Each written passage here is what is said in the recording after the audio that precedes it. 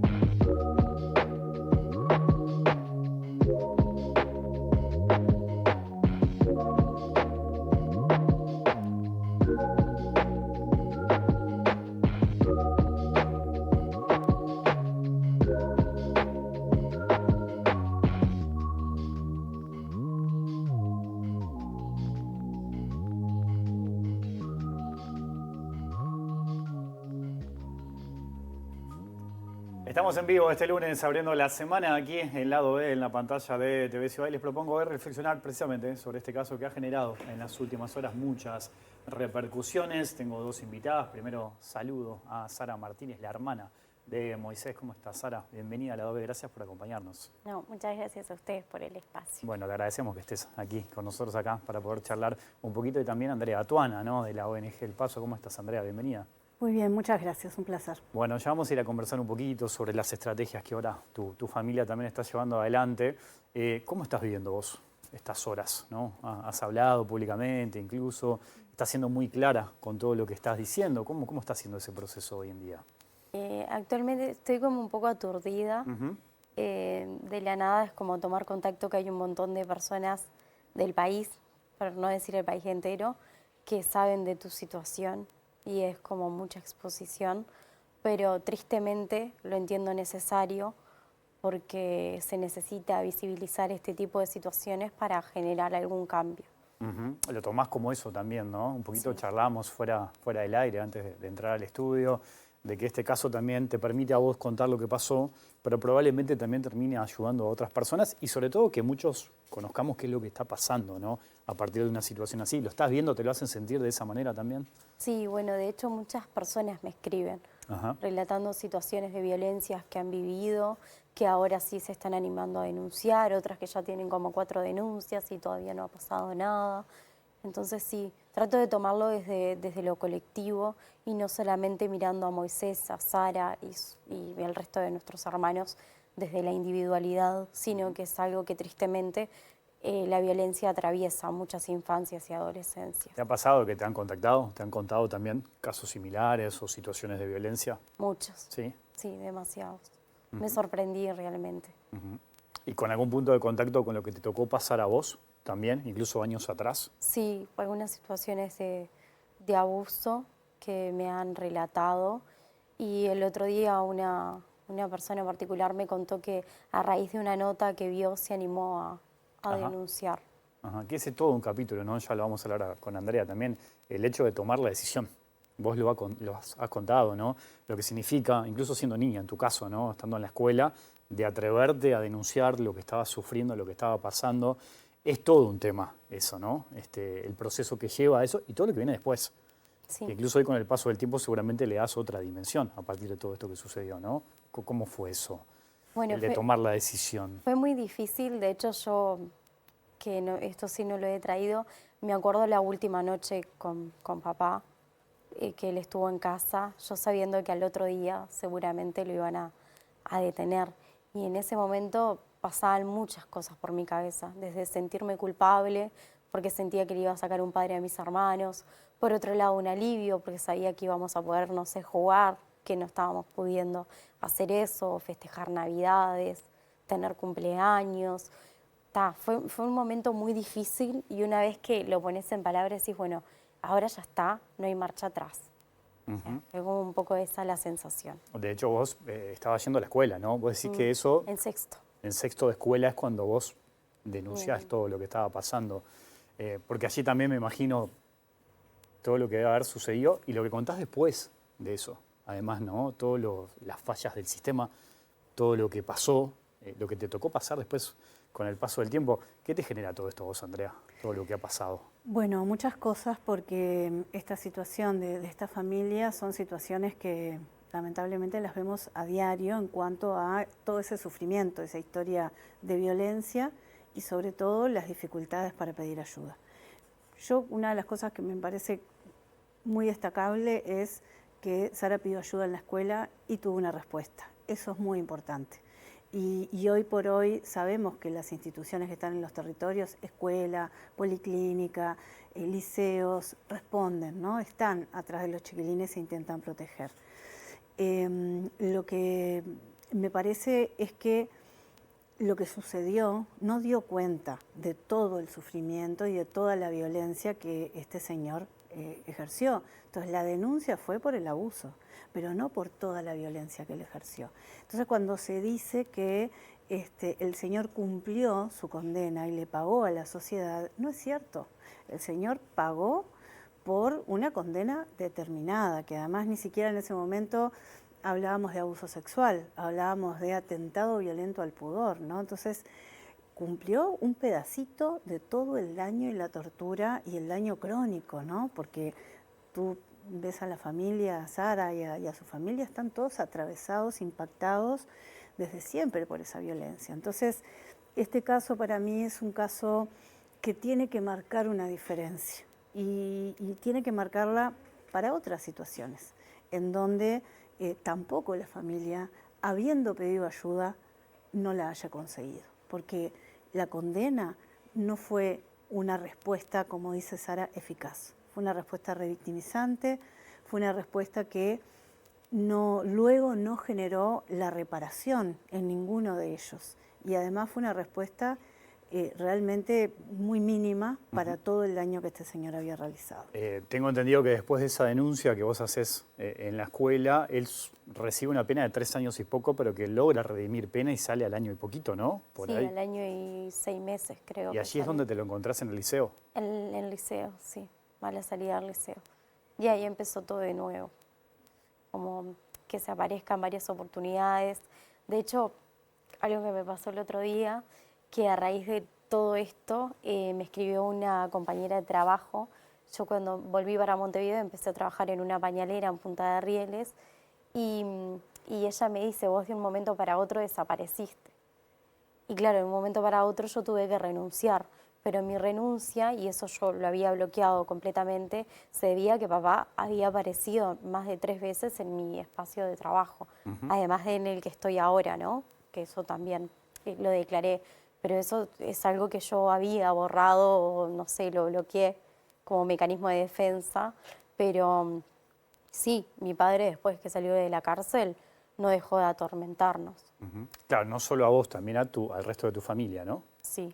La violencia estaba instalada en todo el núcleo familiar. Sí, de hecho fue como más visible en mi hermana más grande, que hasta el año pasado se habían dado algunas situaciones, y el Moisés, que con él también seguía forzando ese vínculo, que él ya no lo quería más. Pero también es difícil cómo entender la revinculación, sobre todo cuando tu agresor es tu padre.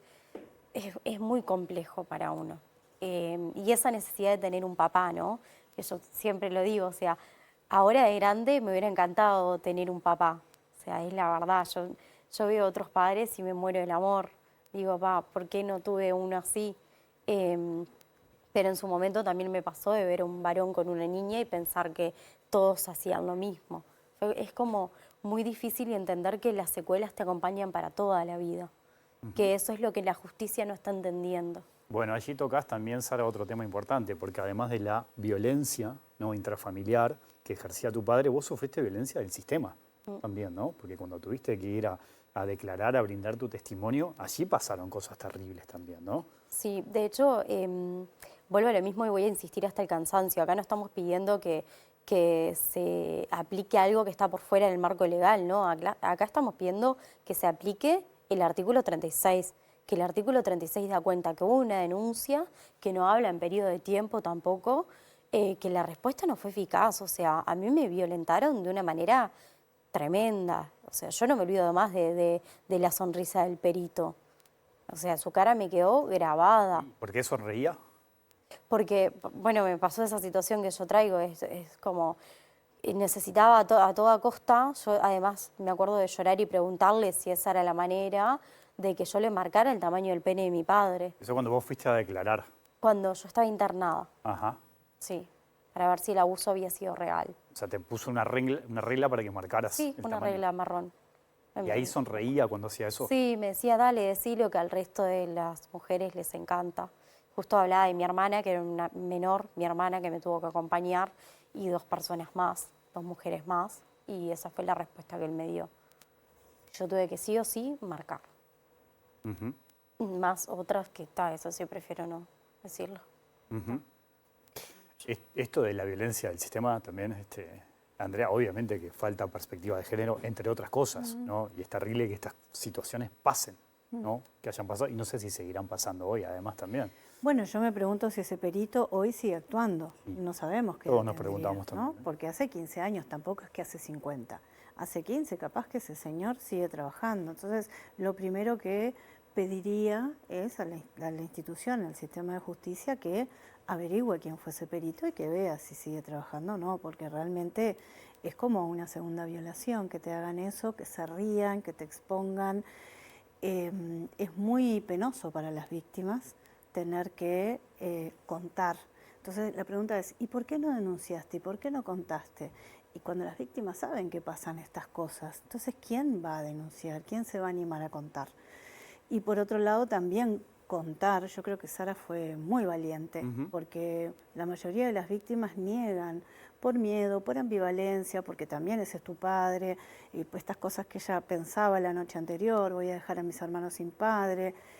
El caso de Jonathan, lamentablemente, ese chico fue citado por un fiscal, él y su mamá, y ellos dijeron que esos machucones eran por jugar al fútbol. O sea, Jonathan estuvo frente a una autoridad que podría haber detectado la situación y podría haber prevenido lo que sucedió. Entonces, en el sistema hay muchas dificultades y estamos diciendo que esto no puede cortarse por la parte más fina, que es condenar a Moisés, que fue una víctima, junto con toda su familia, de un señor que torturó de una manera sádica, además, a toda su familia. Y bueno, y él termina dándole muerte, ¿no? Después de la conmoción de haberse enterado de un montón de detalles que él no sabía y de haber resignificado otra vez todo, ¿no? Ahora, exacto, Andrea, tomo esto que decís y te pregunto, Sara, en esto de que tu hermano toma conocimiento de muchas de las cosas que pasan hace relativamente poco, digamos. No, fue así. En realidad, él primero toma contacto con el relato de mamá, de que mamá estaba muy asustada porque papá le había hecho llegar un mensaje por medio de mi hermana de que él se iba a volver a vivir a Paysandú. Y él quería reclamar. Yo me acuerdo, en 2016 yo estaba en 6º de liceo y otra vez empezó como esa batalla judicial porque él quería la tenencia de mis hermanos más chicos. Que a mí me sorprendió que una persona que haya estado presa por un delito sexual pueda después de unos años reclamar la tenencia. Me parece un montón. Y mamá empezó con mucho miedo y ahí le relató a Moy muchas situaciones que pasó con mi padre. Que si bien el maltrato físico hacia mi madre era evidente, porque nosotros vimos muchísimas situaciones, no sabíamos que todos sus dientes eran postizos y mi madre en ese momento se lo contó, que había sufrido violaciones, que mi padre la empastillaba. Entonces ahí empezamos, yo entiendo, yo digo empezamos porque en el después atar cabos con muchas situaciones que veíamos de mamá que no entendíamos o la veíamos muy perdida, o no entendíamos dónde estaba mamá. que se debía a todo eso que estaba sucediendo. Y pasó conmigo que el sábado, que es el último día que lo vemos, él me relató muchas cosas que pasaron con mi padre. Demasiadas cosas que yo no sabía o que no tomaba dimensión de que lo habían marcado tanto a Moy. Y el miedo que todavía le seguía teniendo. Que era un miedo que todos le teníamos, ¿no? Pero el Moy fue como ver ese niño pidiendo auxilio. Me pasó eso. Y yo ahí le relaté las secuelas que deja el abuso, ¿no? Porque es entender que el trauma no se termina cuando meten a tu padre preso. En realidad te va a acompañar para toda la vida. Y es un poco lo que me pasa y, bueno, nos pasa a nosotros. De hecho, Moy ahora, después de la sentencia, volvió a tener miedo de nuevo. Se le acerca a alguien y se asusta. Son como secuelas que le quedaron. Y eso fue como nuestro compartir ese sábado. Y el detonante, que él de hecho lo trae, es que yo le relaté esto, que no puedo todavía comer un alfajor, porque papá cada vez que abusaba de mí me regalaba un alfajor. Entonces eso a él lo marcó mucho. Y todos esos temas estuvieron presentes en esa charla familiar, Ese sábado. Y yo le decía a la jueza que me hubiera encantado que haya una cámara ahí para que vean que realmente ese fue el sábado que yo me animé a hablar cosas que jamás había hablado ni con mi compañero, que tengo total confianza, no las había hablado.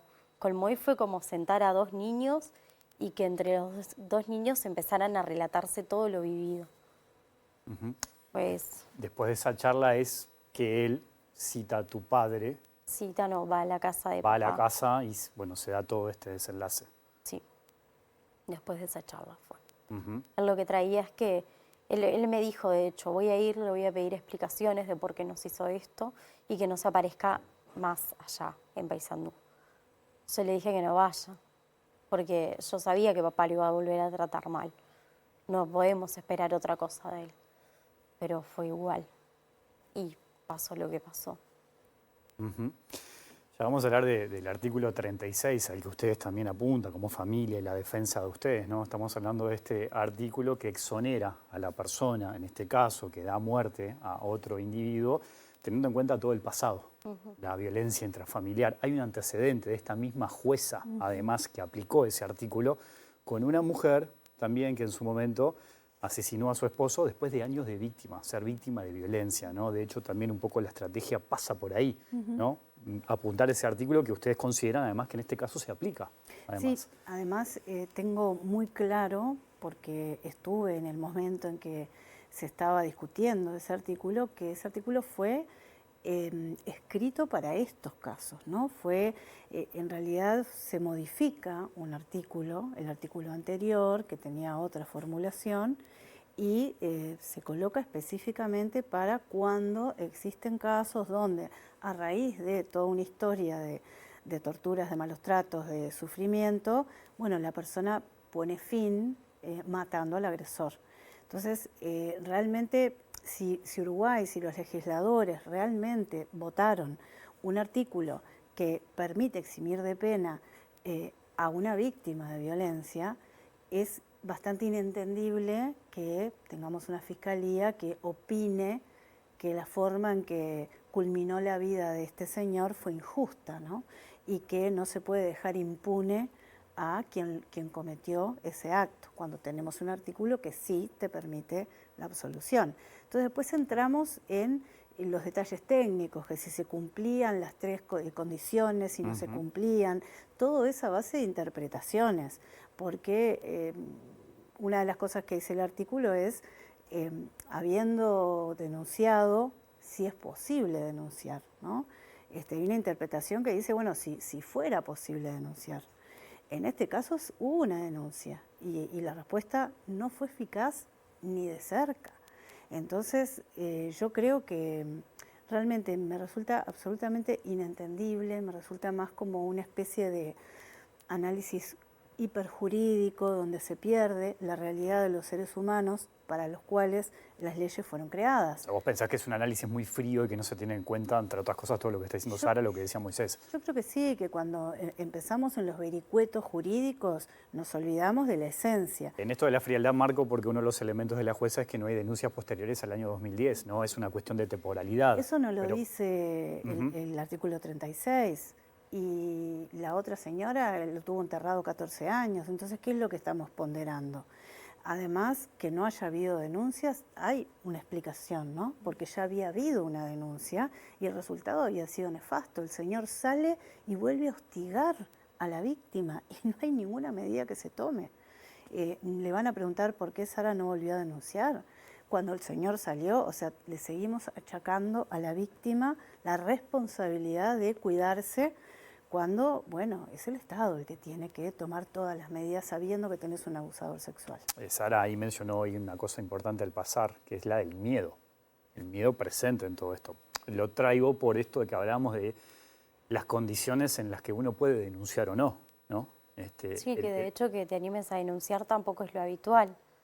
Nada, por eso me pregunto qué hubiera pasado si no había una denuncia. Es como que queda inhabilitado todos esos años de invisibilizados, todos esos años de violencia porque no hay un papel y no es fácil denunciar. Poner en palabras lo que te está pasando, sobre todo vuelvo a lo mismo cuando eres una situación de violencia intrafamiliar, es sumamente difícil eso. No sé, yo hablé porque, no sé, creo que me ganó la bronca en ese momento y decir, no quiero que esta persona esté más en esta casa, pero no sucede. No pasa. Y además deberían de entender que para un niño o una niña, llevemos a esas edades, hay muchas cosas que vos no estás entendiendo. De hecho, yo después de ese proceso de denuncia, volví a mi casa, tuve que seguir con mi hermano Moy a cargo de mis hermanos más chicos, después estudiar, y las secuelas y la depresión me vino de grande. Que ahí tomas contacto con el daño real que te ocasionaron todos esos años de abusos y de tortura. Allí también, vos después de hacer la denuncia, ¿volvés a tu casa? ¿Tenés que volver a tu casa? Sí, estuve 3 días. Yo hablo en la escuela y estuve 3 días yendo a la escuela, volviendo a casa, mientras hablaba con un equipo que yo no sé quiénes eran, pero mientras yo tenía que volver a casa con papá ahí, donde también, si bien la respuesta estuvo, me preocupa que también en ese momento, en vez de sacar a la niña, ya habiendo detectado que hay una situación de violencia, de abuso intrafamiliar, no la saques a la niña. Claro, por eso te lo preguntaba, porque si después de la denuncia te tocó volver también. Sí, yo tuve que, una vez que hablé en la escuela, tuve que volver a casa, 3 días. Y después del tercer día, ahí sí llamaron a mamá, le contaron lo que pasaba y ahí me llevaron al hospital. Que además esto, ¿no? Pobre mi padre, porque lo digo irónicamente. Ahora escuchaba a la fiscal, que no sé dónde salió a hablar, diciendo esto de que no era justo que haya muerto de esa manera y que él ya había pagado. Claro, no es justo que haya maltratado y abusado a sus 6 hijos tampoco. No es justo que cuando yo lo denuncio se dé a la fuga, porque también es como, cumplió. Si la justicia es solamente meter a la persona presa, la verdad que hay muchas cosas para replantearnos como sociedad, porque yo quiero creer que la justicia va más allá de eso, de encerrar al agresor. Hay que ver qué pasa después con las personas que denuncian. Sí, y volvemos a lo mismo de la pena que tuvo, ¿no? 3 años y poco que pudo redimir y salió al año y medio. Eso es lo gracioso, ¿no? Mi hermano ahora no puede reducir un solo día, pero los delitos sexuales acá en Uruguay tienen reducción de pena. Claro, tu hermano fue condenado a 12 años y no tiene la posibilidad. No, porque es agravado por por el vínculo. Claro. Bueno, ese es otro tema, ¿no? Está grabado por el vínculo. Claro, pero en ese momento el vínculo no importó. Por tener la misma sangre, digamos, Claro, ¿no? exacto, sí. Por eso yo decía el día que salgo de la sentencia que me drenen acá, porque si hoy no se está condenando la sangre, me hubiera encantado que el mismo rigor se aplicara cuando yo denuncié a papá, porque ahí que sea mi padre no importó. Capaz de decir una cosa, que esto que pasó con Sara, que contó en la escuela y tuvo que volver durante 3 días a su casa. Hoy tenemos mapa de ruta, protocolos que evitan que eso suceda y en donde, bueno, el mapa de ruta de la escuela lo que plantea es que si un niño o una niña relata un abuso sexual, inmediatamente se llama a la emergencia interna a ese niño y mientras se lo están llevando se avisa a la familia. Eso es una protección que hoy está, es importante porque, bueno, si hay gente escuchando que sepa que aquella práctica hoy ya no se hace. No digo que pueda suceder alguna mala práctica, pero quiero decir que hay un protocolo que marca cuál es el procedimiento, ¿no? Que es la protección inmediata. Vos no te podés volver a tu casa después de haber denunciado algo así. El riesgo que corrió Sara en esos 3 días, imaginemos que el padre se entere por cualquier cosa, lo que hubiese podido pasar. Entonces, eso hoy no se da de esa manera. ¿Y cómo fue el proceso? ¿Vos pudiste hacer terapia, tuviste acompañamiento después que todo sucedió? ¿Cómo fueron esos años? Yo estuve internada 3 días y después de estos 3 días volví a mi casa, como pude. No tuve atención psicológica tampoco, o sea, ahora de grande, pero porque me lo puedo pagar, y ahora ya no, por un tiempo, pero después no tuve ni una atención psicológica, no hubo seguimiento alguno, no hubo nada. O sea, quedó en la denuncia, en la pena y nada más. Se terminó con que encerraron a mi padre. Sí, y después volvió a empezar cuando salió, recuperó la libertad. Claro, y allí no pasó nada más. No hubo un respaldo tampoco, porque si lo dejás salir antes, garantizá al menos que no se acerque a la persona que lo denunció, mínimamente. O sea, no se tendría que acercar a ninguno, pero mínimo tomate ese trabajo de que no se acerque a la niña que se animó a denunciarlo. Porque está, o sea, yo tuve, bueno, no sé cómo expresarlo, pero en esos momentos se me pasaron un montón de cosas por la cabeza. O sea, yo ya no quería vivir más con ese tormento. Y hoy sigo de pie porque me motiva realmente hoy empezar a vivir, porque ya sé que papá no está más y que mi hermano está en libertad. Porque siento que necesitamos empezar a sanar los 6 con mamá. Necesitamos eso, no estamos pudiendo. ¿Y sentís que ahora se puede dar, ya que tu padre no está? Sí, si mi hermano sale, sí. Podemos empezar a sanar un poco de todo lo que pasamos. Es que también es entender eso, ¿no? Que mi hermana, por ejemplo, más grande, recién ahora pudo hablar. Entonces ella también está atravesando una situación muy compleja, que encima recién ahora puede hablar y el Estado te culpa por no haber denunciado. Que es muy complejo, ¿no? Se meten en un terreno tan delicado y con una liviandad tan preocupante que te dan ganas no sé, o sea, yo mantengo la entereza porque la lucha la tengo muy clara hoy, pero preocupa la liviandad y la celeridad con la que se abordan este tipo de situaciones realmente. Y hoy tu objetivo es que tu hermano recupere la libertad. Que mi hermano recupere la libertad, sí. Y que se ponga el foco en las infancias y las adolescencias, porque es esto que trae Andrea, Jonathan. A Jonathan hoy no lo tenemos acá y tenía 14 denuncias. Sí. Es complejo. Está claro lo del objetivo de la libertad. Y con respecto a lo otro, ¿sentís alivio? ¿Cómo te sentís? De que mi padre ya no está más, sí. De hecho, yo cuento esto, o sea, yo tuve que ir el día de su entierro para asegurarme de que estaba en el cajón y de que ya no iba a volver más. Sí, me siento aliviada.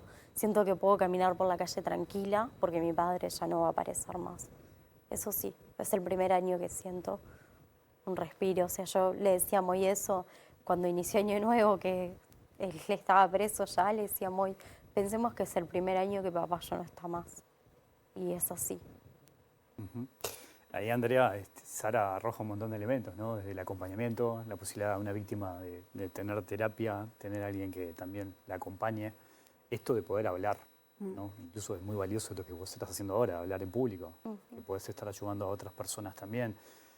Lo conecto con esto de los tiempos de la justicia y las denuncias, de ese reclamo de por qué no denunciaste antes, porque quizás la persona no estaba preparada para hacerlo. Vaya si queda claro con el caso de Sara y su familia también, ¿no? Una de las cosas que decimos es que la justicia no puede seguir tratando, examinando estas problemáticas con las herramientas de hace 30, 40 años atrás.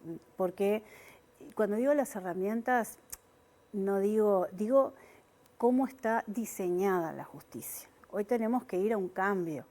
Los juzgados multimateria que están en la ley 19.580 implica un rediseño de la respuesta institucional de la justicia. ¿Por qué? Porque es como pensar que la medicina sigue utilizando las herramientas de hace 60 años en la cura del cáncer. Ha cambiado notablemente porque se ha investigado, se ha estudiado y los médicos entienden mucho más de qué se trata de lo que lo entendían hace 60 años. Nosotros hoy tenemos un sistema de justicia que no tiene una formación obligatoria en esta temática y no elige a los jueces que van a los juzgados especializados o los fiscales o los jueces penales porque tengan una formación. Entonces, si tú no tenés una formación, no tenés formación específica en violencia no se puede trabajar desde el sentido común. Realmente es una materia que implica profundidad, interdisciplina, comprensión de los efectos del trauma. No podés estar juzgando desde tu buen saber y entender. Por eso decimos que tiene que haber una materia específica, tiene que haber jueces capacitados y con equipos técnicos que lo asistan en forma permanente y constante. Y eso no se da porque de la Facultad de Derecho esta materia no es una materia obligatoria. Tú puedes recibirte de abogado y nunca haber visto nada. Si te interesa, entonces buscarás tu propia formación. Y de la Facultad de Derecho salen los jueces, los defensores, los fiscales. Entonces, bueno, realmente el sistema tiene que entender que no puede seguir tratando estos casos como lo está haciendo porque sistemáticamente genera revictimización, genera impunidad. Hay que cambiar los modelos.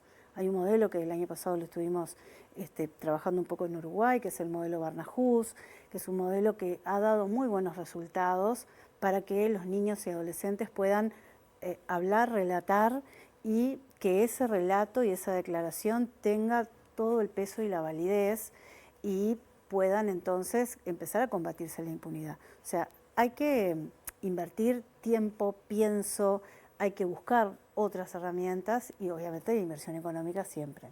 Bueno, en esto de la formación es clave porque también en este caso, como en tantos otros, hay distintos tipos de violencia, ¿no? La violencia sexual, la violencia física, la violencia psicológica.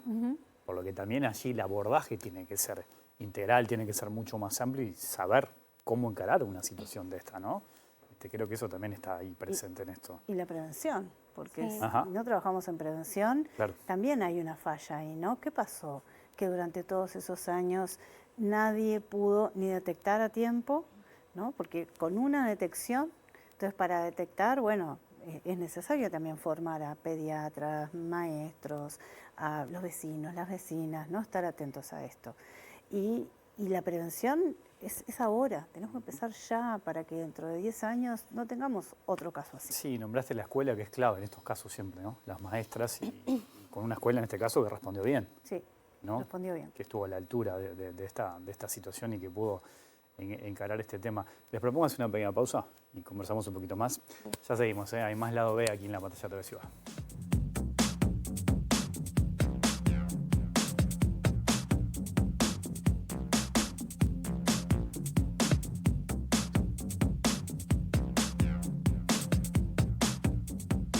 Segundo bloque de lado B, seguimos aquí en la pantalla de TV Ciudad. Seguimos hablando sobre el caso Moisés con Sara, su hermana, y también con Andrea Tuana de la ONG El Paso. Hablábamos recién de la repercusión que ha generado todo esto, ¿no? De la cantidad de mensajes. Yo siento también como cierta indignación también por parte de la sociedad, al punto que va a haber una marcha el próximo viernes, Sí. ¿no? Este viernes hay una marcha que no convocó la familia, la convocó el pueblo, me encanta. A las 18 horas desde la Plaza Independencia a la Plaza Cabancha. Bueno, bien, me imagino que va a ir mucha gente, seguramente. Ojalá que sí. Va a ir mucha gente. Hubo un cambio de estrategia, no sé si de estrategia, también de abogados, también en tu familia, Rodrigo Rey, el doctor Rodrigo Rey también está trabajando en el tema. Hay como distintas estrategias desde la ONG. ¿Cómo se está acompañando esto también, Andrea? Bueno, nosotros nos contactamos con Sara y con su familia un poco para eso, brindar acompañamiento en el pienso de las estrategias y acompañamiento, bueno, también emocional, ¿no? De ir transitando todo esto.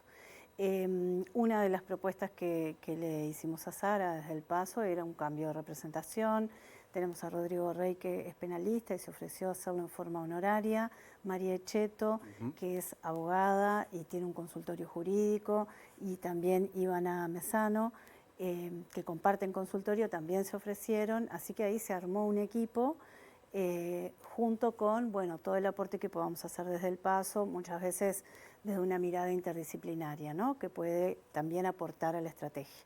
Y hay otros abogados y abogadas que se han ofrecido a pensar y a colaborar en el pienso de todo lo que va a ser el proceso. Entonces yo creo que esto movilizó mucho y bueno, y es importante que las organizaciones que defendemos derechos humanos estemos cerca para las distintas cosas, movilizaciones, campaña, estrategia jurídica y bueno, todo lo que podamos hacer. Volvemos a lo que hablábamos más temprano, ¿no? Esto de poner el foco en ese artículo 36 del Código del Proceso Penal. Esta misma jueza lo aplicó, hay un antecedente, ¿no? Se exoneró de culpa a una mujer que había sufrido durante muchísimos años violencia por parte de su esposo, lo mató y bueno, terminó saliendo en libertad. Un poco también se está apuntando en este caso de que se aplique exactamente lo mismo. ¿Cómo están ustedes pasando por estas horas con este apoyo, con esto que estábamos hablando? ¿Qué expectativa tienen? ¿Tienen la esperanza de que esto se pueda revertir, Sara?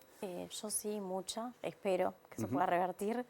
Mamá también. Bueno, mi madre y mi hermana están bastante mal.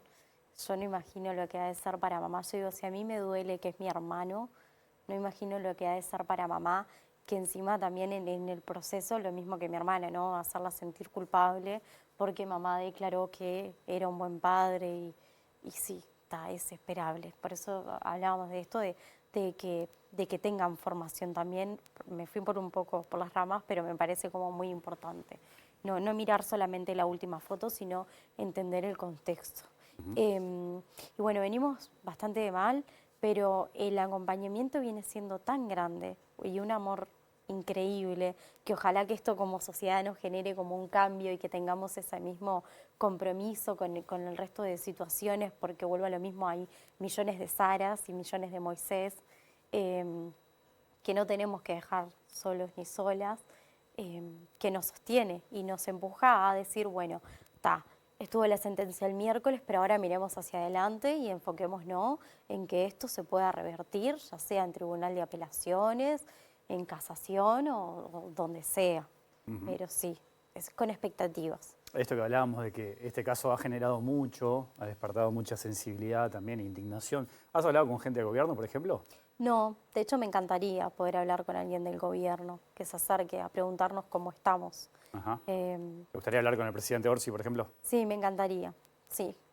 Que me ceda 5 minutos de su tiempo para explicarle un poco que a veces la justicia, como se mira en frío, no termina de aplicar justicia, no sé cómo trasladarlo, pero sí me encantaría poder tener un espacio con él.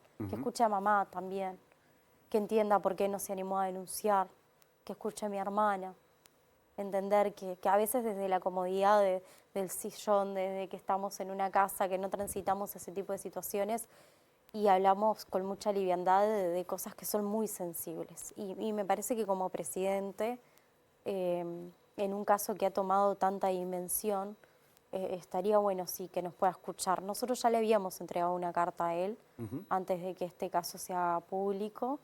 De hecho, se la entregó mi hermana hace unos meses, pero bueno, no tuvimos respuesta. Bien.